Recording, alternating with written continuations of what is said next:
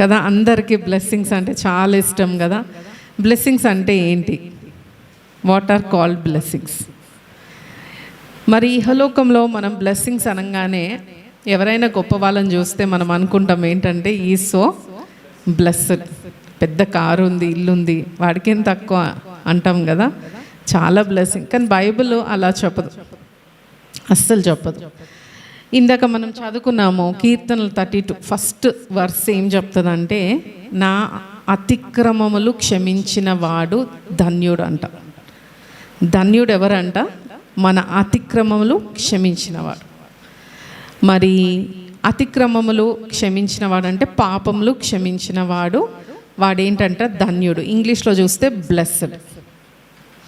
మరి బైబుల్ మనకి బ్లెస్సింగ్ గురించి అనేక విధాలుగా చెప్తుంది. ఏంటంటే బ్లెస్సింగ్స్ ఎలా వస్తాయంటే, మనము ఇంకో మాటలో చూస్తే అయితే పౌలు భక్తుడు అంటాడు, శోధనలో నుంచి వెళ్తే అది ధన్యతను ఎంచుకోమంటాడు, బాధలో నుంచి వెళ్తే ధన్యత ఎంచుకోమంటాడు. నిజంగా మరి లోకం ఒకటి చెప్తుంది, మన బైబిల్ ఒకటి చెప్తుంది కదా. మనం దేని నమ్ముదాము? వాక్యాన్నే నమ్మాలి. ఎస్. అందుకే లోకము చాలాసార్లు మనల్ని మోసగిస్తుంది. లోకములో బాధలు లేవని కాదు, చాలా ఉన్నాయి. ఒక ఎగ్జాంపుల్ చెప్తా, ఎగ్జాంపుల్తో మొదలు పెట్టుకుందాం మనం. అయితే అందరికీ రోబోట్ తెలుసు కదా. ఇవాళ రేపు ఏఐ అంటారు అందరు. ఆర్టిఫిషియల్ ఇంటెలిజెన్స్ని బాగా ఉపయోగిస్తున్నారు. ఉపయోగించి ఒకడు అన్నాడంట, ఆర్టిఫిషియల్ ఇంటెలిజెన్స్ వచ్చేసింది, ఇంకా 10 ఏళ్ళ తర్వాత మనకు దేవుడే అవసరం లేదన్నాడంట. మూర్ఖుడు. దేవుడు ఎప్పుడు ఎల్లప్పుడు ఆయన్నే ఆది, ఆయన్నే అంతము. ఇంకా అంతము దేనికి లేదు, ఏదొచ్చినా లేదు. మరి ఒకరోజు ఇది నిజంగా జరిగింది, అందరూ దీన్ని విని షాక్ అవ్వకూడదండి, నిజంగా జరిగింది చెప్తున్నాను. బైబిల్లో గూగుల్ చేస్తే మీకు అర్థమవుతుంది. ఒక రోబోట్ అంట సూసైడ్ చేసుకున్నాడంట. ఇది ఎక్కడ జరిగిందంటే సౌత్ కొరియాలో. వీళ్ళు సౌత్ కొరియాలో రోబోట్స్ని చాలా ఎక్కువ యూస్ చేస్తారు.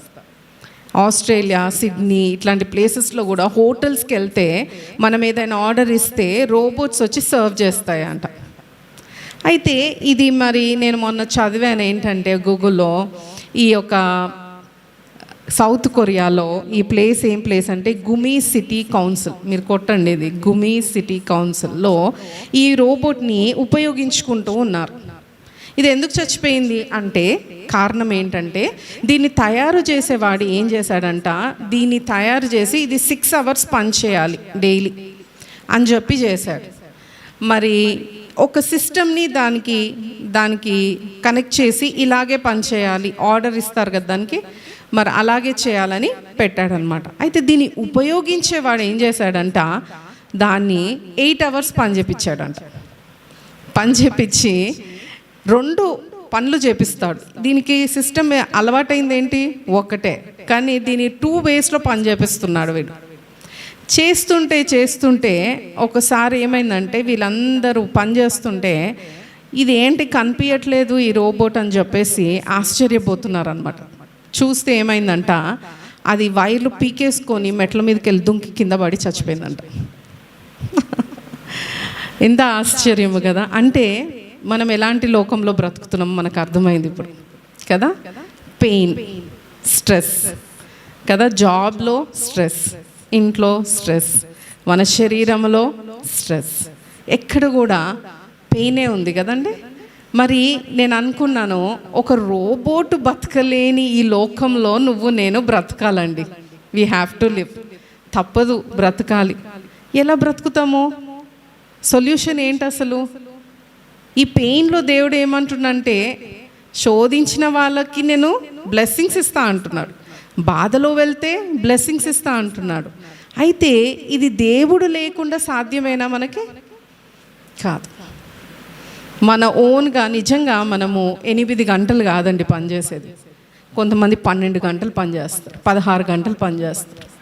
కొంతమంది అయితే ఏం చెప్తారు తెలుసా, మాకు బ్రేక్ లేకుండా 24 hours పనిచేసాము అంటారు. డాక్టర్స్ 36 hours పనిచేస్తారంటండి, నమ్ముతారా?